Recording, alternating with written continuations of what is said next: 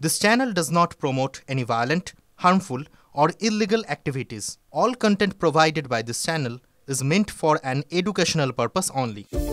গণবিধ্বংসী অস্ত্র তৈরি করতে সব সময় সচেষ্ট উত্তর কোরিয়া, তাই তাকে আটকাতে নানা আন্তর্জাতিক নিষেধাজ্ঞা জারি করা হয়েছে। কিন্তু তবু সেই সব অস্ত্র তৈরি করার জন্য অবৈধভাবে নানা পরিশোধিত পেট্রোলিয়াম পণ্যের সরবরাহ জারি রয়েছে।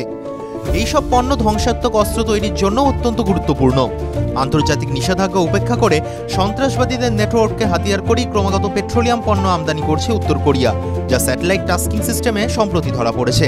ট্যাঙ্কার ডায়মন্ড 8 স্যাটেলাইট থেকে পাওয়া ছবিতে ধরা পড়েছে কিভাবে একটি জাহাজ থেকে অন্য জাহাজে পেট্রোলিয়াম পণ্য গোপনে স্থানান্তরিত করা হয় এবং তা অবশেষে উত্তর কোরিয়ার বন্দরে কিভাবে এসে পৌঁছয়।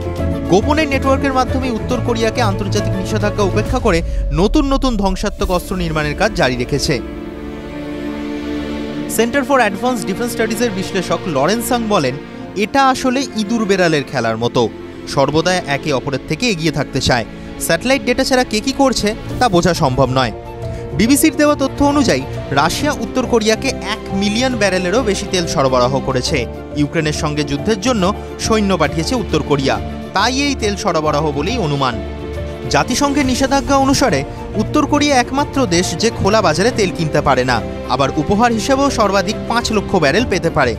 উত্তর কোরিয়াকে বেশি পরিমাণে তেল সরবরাহ করা মানে জাতিসংঘের নিষেধাজ্ঞার অবমাননা করা।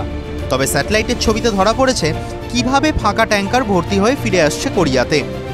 যুক্তরাজ্যের পররাষ্ট্র সচিব ডেভিড ল্যামি বিবিসিকে বলেন, ইউক্রেনে যুদ্ধ চালিয়ে যেতে রাশিয়া উত্তর কোরিয়ার উপর নির্ভরশীল, তাদের সৈন্য আর অস্ত্র চাই, বিনিময়ে রাশিয়া উত্তর কোরিয়াকে তেল পাঠাচ্ছে। সিওলের শীর্ষ নিরাপত্তা উপদেষ্টা সিন ওন সিক জানান, রাশিয়া উত্তর কোরিয়াকে তার মহাকাশ কর্মসূচির জন্য আর্থিক ও প্রযুক্তিগতভাবে সাহায্য করছে বলেই মনে হয়। তবে আসল চিন্তার বিষয় হলো, কিম জং কিছুদিন আগেই রাশিয়াকে সাহায্যের পরিমাণ দ্বিগুণ করেছেন।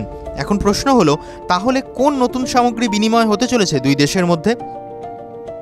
টিভি9 বাংলা ডিজিটাল।